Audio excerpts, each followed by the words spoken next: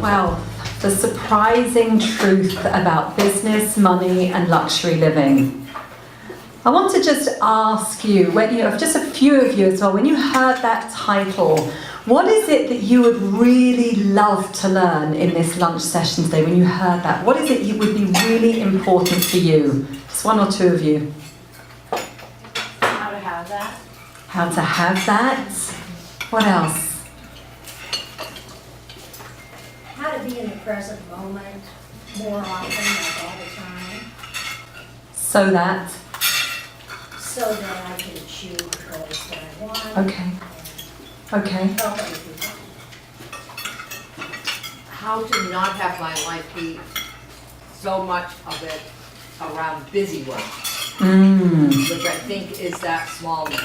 That's a little part of it as well. Yes, because you get bogged down in the in the busyness, you don't get there. Absolutely. Thank you for sharing. So I want to share I'm going to cover as much as I can in the time that we've got today. I'm used to speaking on stages for about 3 days solid and sharing a ton of stuff. So actually having like 40 minutes is a huge challenge for me. I don't have to worry about how to fill the time. It's like, do I actually have enough to share what I've got? And I also want to share with you some opportunities today, if that's okay with you, of how you can get more and how we can stay connected, if that resonates with you. And I'll share that at the end as well. But this subject is a subject that's very close to my own heart. And today, when we talk about wealth, I am going to be talking about financial wealth. I want us to start from that place. I know that wealth has a much bigger meaning, and it has a very personal meaning. And there's health, and there's love, and there's spiritual growth, and there's resilience, and all those other wonderful things that really encompass a wealthy life. But the financial component is a really important part, a very important part, that as women, and for those of us that are in senior positions or we're business leaders, we've got to get really comfortable with claiming our financial wealth so that we can play a bigger game. Because ultimately, the amount of income you are generating is a reflection of the impact that you're making in the world. Yeah. The amount of income you're generating is a reflection of the impact that you're making in the world. And that's like shocking, right? You go, what does that mean? Well, we just have to think about the amount of people that then get touched through you as a result of that. Whether that's building your team, whether it's being able to hire people to support you, whether it's about paying it forwards. There was a really big conversation on our table today, which everybody wants to pay it forwards. If money were no object, everybody unanimously said at our table that they would want to give to causes close to their own heart. Right? This is how, right? And that's why I said I knew I was in the right room. So when we're in business for ourselves and we are able to impact and influence our own income level, we really have to see that there is a direct correlation between the amount that we're actually generating and the impact that we're making. And it typically translates into the amount of lives we're able to touch. Right? That's really where it translates. So first and foremost, I know that when I'm working with people and I speak to them about their income levels and their impact, there's a lot of frustration. And women say, but I want to be playing a bigger game. I want to be impacting more lives. I want to make a bigger difference. And so part of winning at wealth, the very first step in winning at wealth, is really getting very clear on the mindset that you need to adopt in order to win that game. Because for a lot of us, we have grown up with a very dysfunctional relationship to wealth, to receiving, to having more, and particularly to money, and particularly as women. Because a lot of us have not been brought up to think of ourselves as the big earners, as the breadwinners, right? As earning those high incomes. So we have a lot of paradigms that we actually have to start to break through there. And I don't know about you, but when I was growing up, I heard a lot of stories about what wealthy people were like. hear you laughing. It's like it quickly resonates, right? But you know that wealthy people are somewhat bad, or they're shallow, or they're greedy, or they're arrogant, or perhaps they've got their wealth by, you know, mistrustful, unethical means. And a lot of us have grown up with those stories, and we take them on to be the truth that we live by. And of course, nobody wants to be that person, right? You don't want to ever hear that about yourself. So we have these stories that we've inherited from our past that are not going to help us create that winning future that we want for ourselves. And we've got to start to bring ourselves in alignment with that. My own story about discovering where that money story was holding me back came at a point in business where I was really successful and looked successful to the outside world. At the time, I had a very big contract that I'd landed, a big corporate deal. I was working with top corporate executives across Europe. I went from basically being a stay-at-home housewife to landing a six-figure deal overnight. I know, right? It's impressive. It's really impressive. My fall was really impressive too.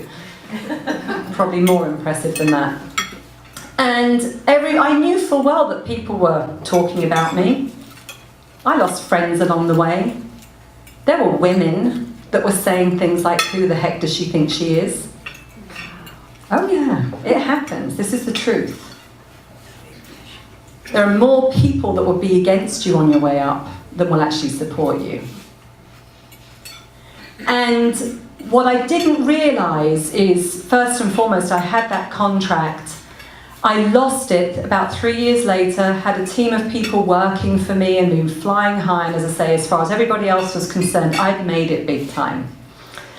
You know, jets across Europe, I had the clothes, the shoes, everything to go with it, until that contract was terminated.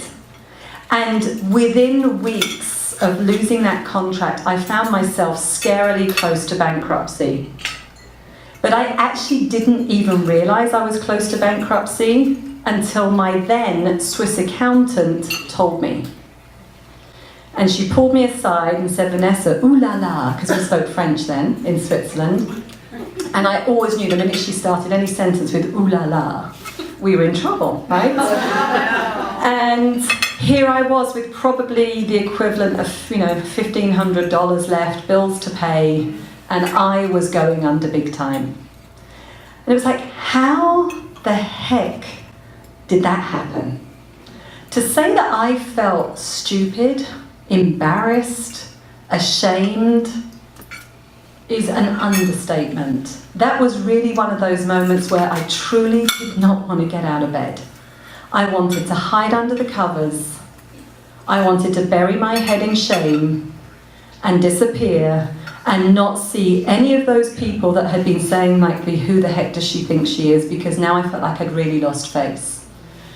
But I was very fortunate at the time. Two things happened. Is I had decided I was going to be successful and I had committed to my business. And I wasn't going to steer away from that. And I happened to work with a female mentor at the time who I actually hired to help me get myself out of that hole, who shone a light on what was really happening beneath the surface of my business and shone a light on my dysfunctional relationship with money. Because what I then discovered is the whole story I had been telling myself, which was an inherited story from my childhood, was, well, people like us don't make that kind of money. And I didn't realise that unconsciously that was a truth that I was holding. And when we hold something to be a truth about ourselves and we really identify with that, we are going to do everything in our power to prove it right. That's how it works. And so my proving it right day came about 3.5 years later when I was, as I say, very, very close to actually going out of business. And so I had to look at this, right, and really understand that the stories I had accepted as the truth were not the truth, first and foremost. And then really look at why was it important for me as a woman to generate more wealth for myself. And this is a place where most people, again, they don't win at wealth because we have these conversations, and no offense, Christy, it's a wonderful conversation, right? If money were no object. But the truth is a lot of our money conversations stay at that level, right? They stay at the big, dreamy, visionary, if it were no object, this is what I would do. You know, I'd take off and I'd sail around the world, or I'd pay it forwards to this, or I'd do whatever it is. But what we have to do with money is get really, really clear.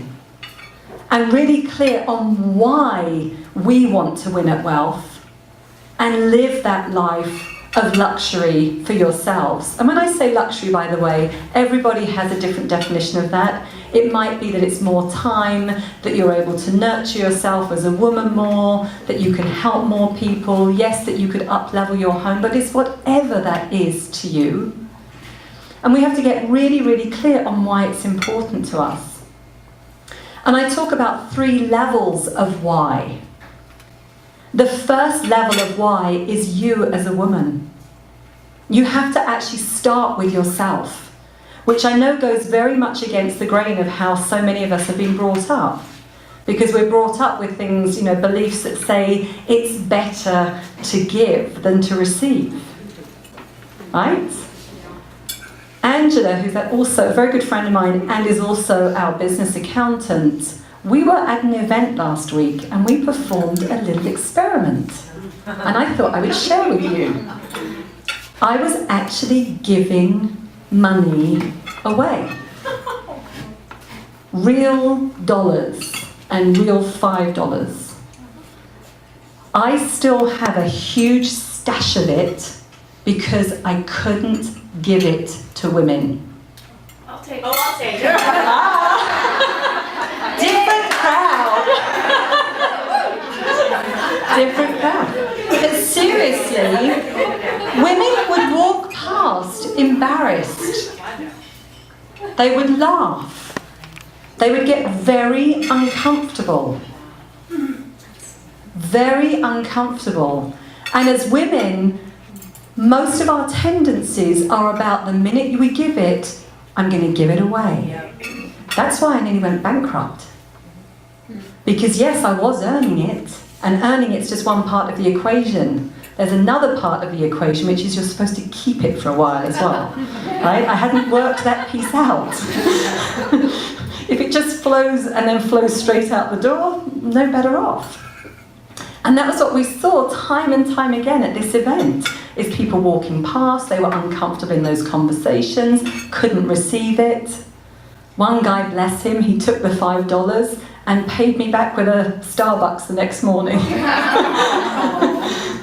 So we have to get the level 1 why is about really getting grounded in why it's important to you first and foremost. This is like putting the oxygen mask on in the airplane, right? We put the oxygen mask on ourselves first so that we can serve the world in a more powerful way.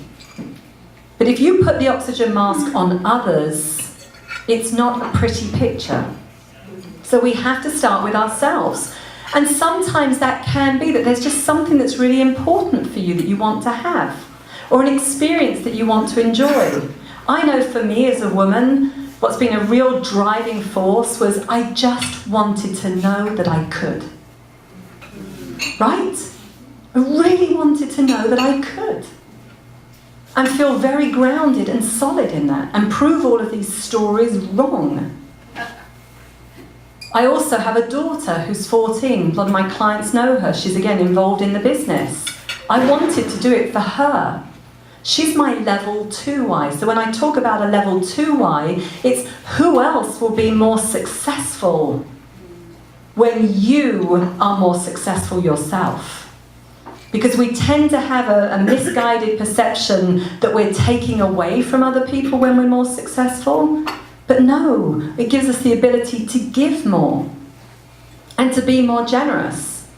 And I want to break this paradigm for my own daughter so that she doesn't actually have to do the work that I've had to do to get to this level. I don't want to ever have a conversation with her about not looking at the numbers in her bank account and going close to bankruptcy. I'm your mother, I took care of that one for you. So that's our level 2 why. We really have to think about, okay, when you're more successful and financially, who else gets to benefit? As small business owners or as people in business, you get to hire more people. This is how you start to build that economy around you. The people that you impact are not just the clients that you touch.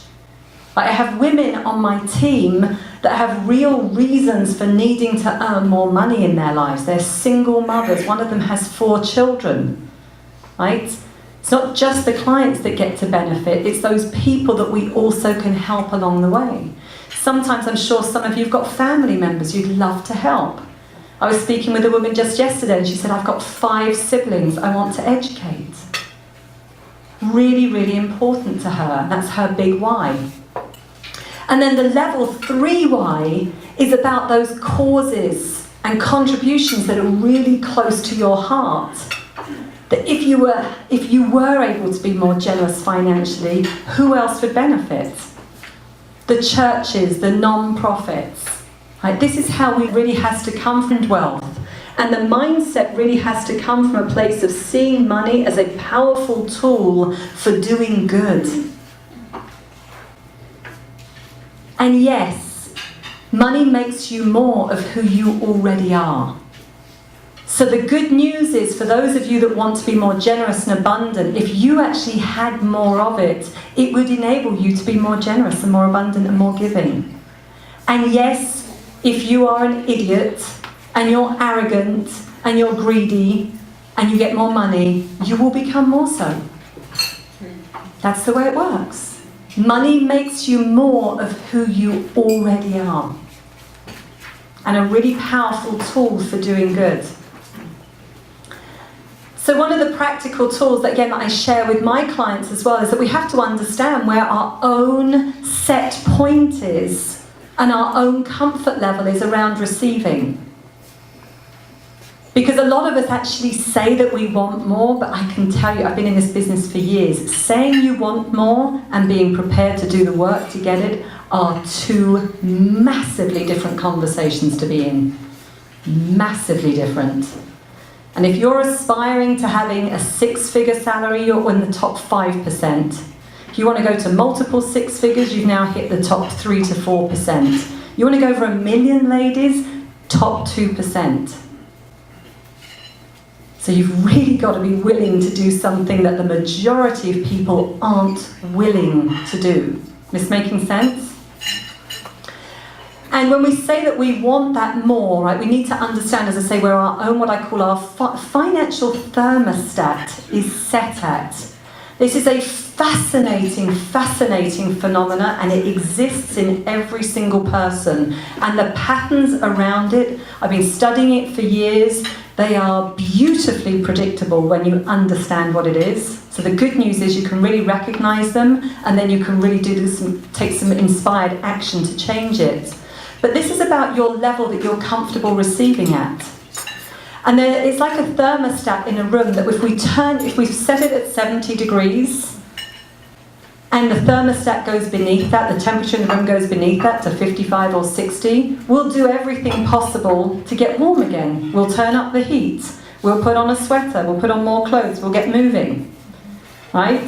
If it gets too high, what do? We open up the windows and we let some of that heat out, unless we live in Arizona and we turn up the air conditioning. That was the phenomenon that was going through my own business. Because what I didn't realise is that I'd hit this financial glass ceiling and I was really uncomfortable. I was uncomfortable managing that kind of income at that time. And so what I was doing was unconsciously opening the window and just letting it go away. Hence, there really wasn't anything left to show for it. And that financial set point that we have is often linked to what we fear others will say about us. When we start to really look at it, we have a discomfort level with our peer group. What will it mean if I really start to raise above others? In Australia, they call this a tall poppy syndrome. As you raise your head up in the field, yes, there will be people that want to chop you back down again. That's what the tall poppy syndrome is all about. your income is typically the average of the 5 to 6 people you spend most time with. So if you're aspiring to more wealth, you want to make sure you're hanging out with the right people. Because their mindset as well is really important for you to be involved in and really get to see how they think differently. So that financial set point, we typically have a bottom line as well that we're also uncomfortable going beneath, right? And everybody's is very different. So for some people, they'll have a 0 in a bank account that they're totally okay with seeing. But once it gets into the red, they freak out. For other people, that might be 10,000 in a bank account. Once it gets beneath that, I start to get uncomfortable, and I'm going to raise that temperature, and I'm going to bring it up again. Again, we've all got these levels. But what happens is we're operating constantly between 2 levels. That bottom line and our financial glass ceiling. Start to get close to your financial glass ceiling. Some of the predictable patterns that happen around there is you'll find that there's some chaos that tends to happen in your life, or some distractions, or you get sick, or you get tired, or your car breaks down, or the air conditioning unit goes, right? And it's as if at that moment, everything happens outside of you to prevent you from breaking through. Or internally, you might start to get complacent, or fear creeps in, or those concerns about what other people will say. So we have these distractions that happen internally and externally. And as I say, they are so predictable. I was interviewed this morning on this very point, and she said, God, I wish I'd interviewed you 10 days ago.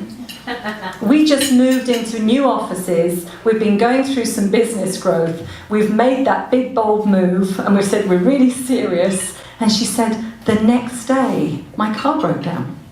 And all the tyres were flat on the car. I said, I could have told you that would happen.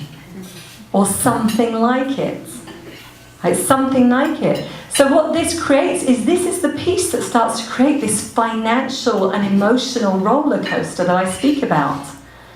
Because as we get comfortable at an emotional level, we're fine. Right? We're comfortable. As we start to get close to those places of breaking through, we're going to experience actually a lot of discomfort. And because we feel uncomfortable with that level of discomfort, naturally we sort of want to pull away from it. Or we might even tell ourselves crazy things like, this wasn't meant to be. The universe is giving me a sign that I'm on the wrong track. No. Like, the universe wants you to be wealthy and abundant. The universe doesn't actually, slam doors closed in your face. But what the universe really is saying to you is, you said you want this, and I am going to test you just to see how serious you are. That I am going to do. So when you step up, I'll meet you, and I'll step up with you. It's true, right? And then you always know that on the other side of that, you feel so empowered and that you've really grown and expanded in a different way. So the next question that often comes up is, how do I even find out where my financial set point is, Vanessa? Right? You've talked about this. How would I know where it is? But it's really easy. You just have to look over your income over the last couple of years and find out what your highest was that you've ever earned. And again, when most people look at that number, honestly, you will find that it's probably pretty much the same. Because most people's income over a lifetime, unless they're approaching it very consciously and intentionally, most people's income does not increase that much. It's a real truth, but most people's don't. So that's how you find out, where your own financial set point is set. And you can actually start to ask yourself that question, so if money were really no object in my life, and I was really living that wealthy life, who might I be afraid of upsetting? Who might I be afraid of upsetting? Because there's often a lot that can be really revealed in the people that are either living or they may not even be living. Like sometimes we're concerned about what somebody else will think, and they're not even here anymore. And we realise that it's holding us back from playing that bigger game. So when you've actually then worked out as well, where your financial set point is, you've got to take this into some action steps. And this again becomes really interesting to observe. It's fascinating. And if you could observe yourself as a fly on the wall, I think you would find it fascinating too. Because you talked about the busyness. I can't remember, is that Janet who talked about busyness? See, I talk about that in another talk, but I'm going to have to go there today, because on the one hand, we're validated for being busy. And us women, I mean, not only are we busy, but we multitask, and we go morning, noon and night, and we don't ever take a break. And, let's face it, most of us in our girlfriend conversations talk about, how much better we are than our husbands because they're so linear, and, they can only do one thing at a time. Hey, I've got this. It's so true. It's so true. So, and as a society, we value busyness, right? But busyness isn't what builds the business. So you ask somebody a question, and I'm sure you're probably guilty of it here today. Hey Jodie, how are you? And this isn't a real example because we had a different conversation. And so often that person responds with, oh, I've been so busy. Life's just been crazy. We go, okay, me too. Or sometimes, even worse, we try and compete with them. Angela, you think you've been busy recently? Try living my life with 2 puppies. Okay, so we now go into comparison and competition. Busyness is like a badge of honour. But what about if you were to turn around and say, no, I'm doing fantastically, because I doubled my income this month. Oh, that's great.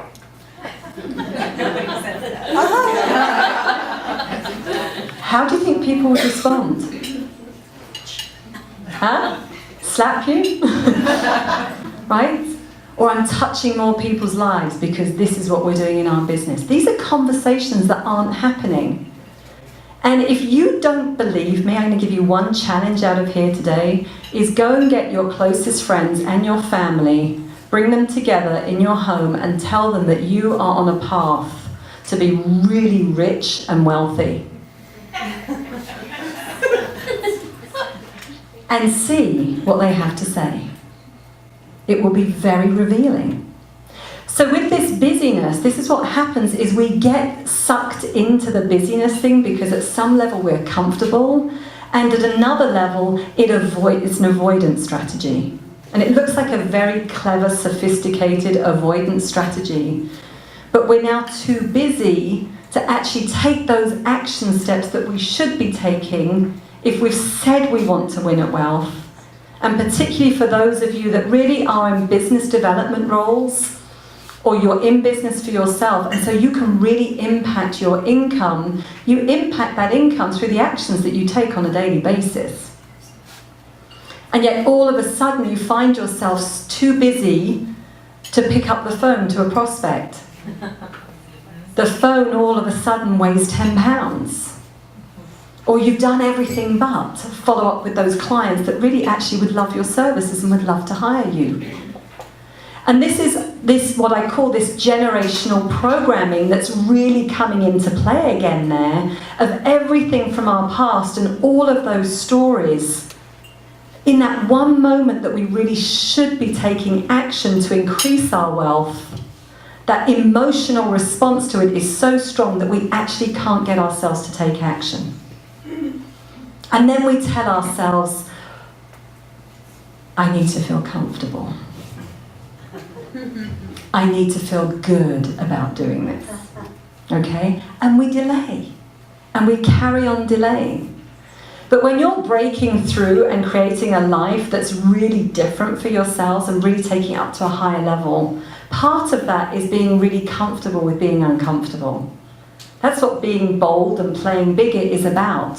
You can't be comfortable and get to those next levels. You've got to really get comfortable being uncomfortable. And I know you've heard that. I am not the first person to say it, but I encourage you to actually live it and practice it. Because it takes a lot of guts and courage to live that way, but the rewards on the other side of it are huge. And you have to, if you want to win at wealth, you've really got to now think about in a very, very practical way, like what are those action steps that you can take on a daily basis that would increase the likelihood of you winning at wealth. So I call these money-making happy hour. You can see them on the flyer. And it's about then we have to attach a lot of pleasure to those activities and not attach so much pain and discomfort. And that when we say that we want to make a bigger difference in the world and really touch people's lives, we have to remember that so that we can pick up the phone or reach out or whatever that step is that we should be doing. And those activities also need to take place at the beginning of the day. And I don't care whether you say you're a night owl or a morning person, it doesn't matter. Because the truth is, if you don't put them at the beginning of the day, everything else will go onto your plate and you'll say, oh well, never mind tomorrow. So if you really want this, you have to make it a priority in your life, as you would anything else that you say is important to you. Spending time on health, spending time with your children, with your loved ones. Right? We really have to prioritize them so that now our actions and our words become aligned. And it's amazing as well that sometimes it's just the simplest, consistent actions over time that yield the biggest results. We've got to stop going for, living at this high level of vision and I want to do this, and really bring it down now into some grounded action steps in the here and now so that you actually get to live your vision. Because it really is those daily steps. And for those of you, anyone again, that you're in business for yourself or you're impacting your business growth, I would really encourage you, to reach out to some former clients. Pick up the phone to them this afternoon as you come away from here and find out how they're doing. They'll love you for it. They may give you a referral or an introduction, or you may even find that they want to hire you again. They need more help, right? Some of these simplest of things. The business cards that you're going to have even after today, and you've probably got piles of them. You don't know what to do with. Pick up the phone and reach out to people and see how you can help them. Helping somebody else achieve their goals and be wealthy in the way that's important to them. I don't just mean financial, because I know a lot of you don't necessarily impact that, but whatever it is that you do to help people, when you reach out and you help them achieve their goals, this is one of the greatest ways for you to be wealthy. Not only in the financial return that you'll necessarily get through your business, but in really knowing that you're making a difference. So we've got to start to ground this, as I say, in some clear action steps. And I swear to you, if you were to dedicate 60 minutes a day, each and every day, very consciously and intentionally, you would see a massive, massive difference. You really would. It's all it takes, very, very consistently. Because I also know that when I work with business owners and we really look at what they're doing on a daily basis, it's minutes often that are just dedicated. And I don't mean 60, I mean like that we can count on one hand. So this is about then really putting that wealth into action, right? And it's as we put it into action as well that we'll start to get more insights into ourselves and to what's really going on and what's really holding us back. Because it's a little bit like tilling the soil. We say we want to plant something in the earth. That's the intention. But it's only actually when we go to put the seed in and we sort of, clear the soil and nurture it and get it ready, that we start to see a little bit about what's beneath the surface. Right? What are those rocks? What are those things? What are those things that we didn't foresee? But we only get to do that once we start to take action. And that's why that taking action is so important. Because that's when you get those insights. And then you can develop strategies around that as well to overcome it. Is this making sense? So finally, as well, one of the biggest forces that we all have to break through, and as I say, particularly for women, is the forces of generational programming. When I went into business for myself, I was the first female entrepreneur in my family. And my father's a doctor, my mother's a teacher, and the conversations that we used to have when I first went out into business was, when are you going to get a proper job? That was the first conversation. Then as a mother, when are you going to be at home and just look after your kids and do the house? Okay? They're not getting your time. They're not getting your energy. They're not getting your attention. And so a lot of us are in that, what I call first generational entrepreneur. You know, we're the ones paving the way. So we've got to deal with not only some mindsets about wealth, but we also have to deal with mindsets about what it means to be in business for ourselves, or what it means to be in a business where we want to be a real peak performer, right, and a high achiever. And so as women, we have quite a lot of challenges to actually break through. And the surprising truth is that so many people talk about, you know, it's just about a mindset. It's about making positive intentions. It's about positive thinking. No, it's not. And I'm sorry if you drank the Kool-Aid at that conference. By the way, that's an American expression that I've taken on, so I really think I deserve some praise for that, because it doesn't exist in Europe.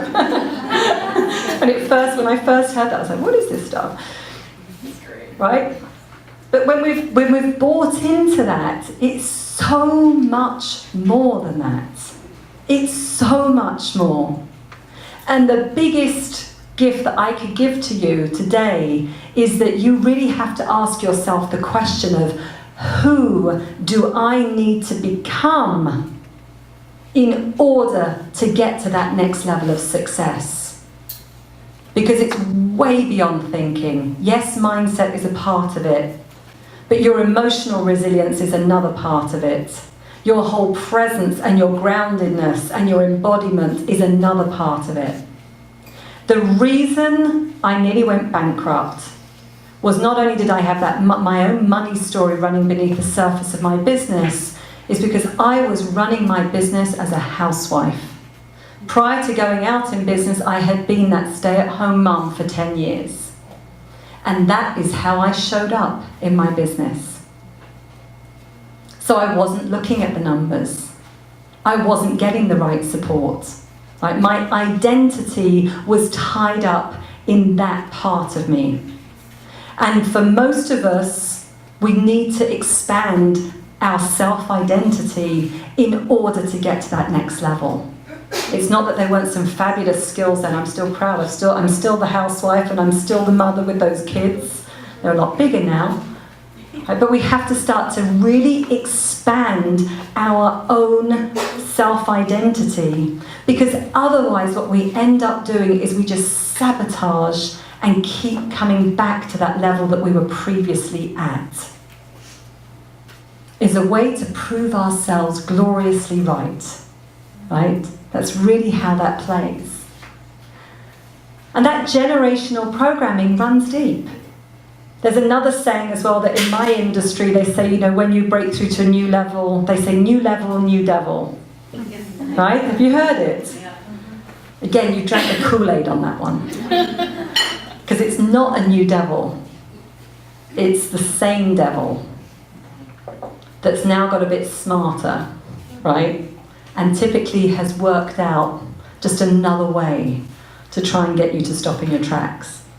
So I say it's new level with the same devil that's just now a little bit smarter. Because that's been with you for a long time.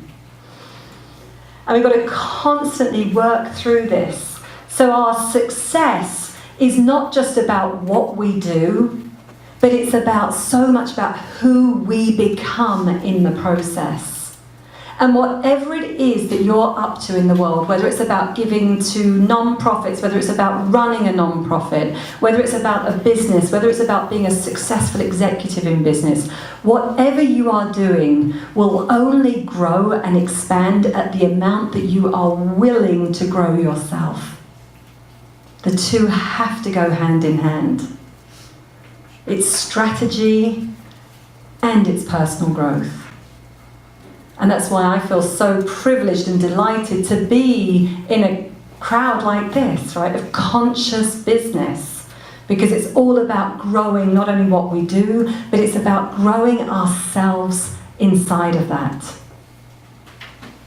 I want to share, just as I finish here, just a couple of opportunities. If you would like to know more about Winning at Wealth, this is a program that I run. On the flyer that I've given you there's some free gifts. And if you just want to give me your name, contact details, and check the box for a free gift, I'll send you some surprises. Okay? I love getting surprises. And if you don't like them, all you do is politely unsubscribe. Okay? That's also very effective. If you are interested to know more about how you can win at wealth and really change some of those paradigms for yourself, we do have a program that's a 7-week coaching program with me, online, it's group, and you'll see on there that the price is $997. But if that is something that you would like to have to help you on this journey, I want to give you that at $497. So you can actually slash that one, take $500 off, and it is yours for $497. And I'm going to be around here as well to answer questions. I just want you to know that there's help and things available to you. But also in that program, and for some of you that know me, and you see the marketing and the messages that we're getting out here in the Valley, I really am a commitment to helping business owners and entrepreneurs step up and make, be bold and play bigger. And make that big impact, because that's how I get to sleep well at night. That's my meaning. When my clients get their breakthroughs, when they're touching more people's lives, that's really my mission in life, is to help people be successful. And in November, I host a 3-day event where I'm teaching you mindset, personal transformation, more around money and more about business growth. And it's called the Big Bold Event. And some of you I know are already coming. And I'd love for you to join me there. I've given you the postcard so that you've got the details. It's 6th through the 8th of November. If you were to go online today, it's going to cost you several $100s to attend. If you want to attend that and hang out with me in my community for 3 days, again, you can actually say yes to that today for $97. I can't give it away, as I say, but you have to be ready to receive. So for $97, you can actually attend the 3 days with me. If you want to up level and be a VIP, $197. Okay, so I want you to know, as I say, there's help, and it's a fantastic 3 days and ways for you to get some, as I say, some support and inspiration. And on that last note, something I do want to share with you as well is, it's great to feel inspired, right? When we get inspired, what we're really doing is we're tapping into that bigger version of ourselves. If I've said something to you today that's got you thinking in a different way and thinking bigger, then I've done a good job.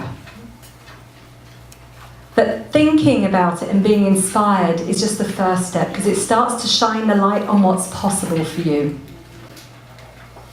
And I shared a lot of information as well.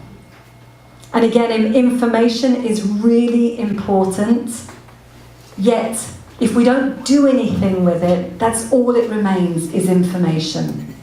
So what we actually have to do, and whether it's with me or with somebody else, is take that information, take that inspiration, and move it into implementation. Because it's only that latter part, when we really implement, that we see the difference.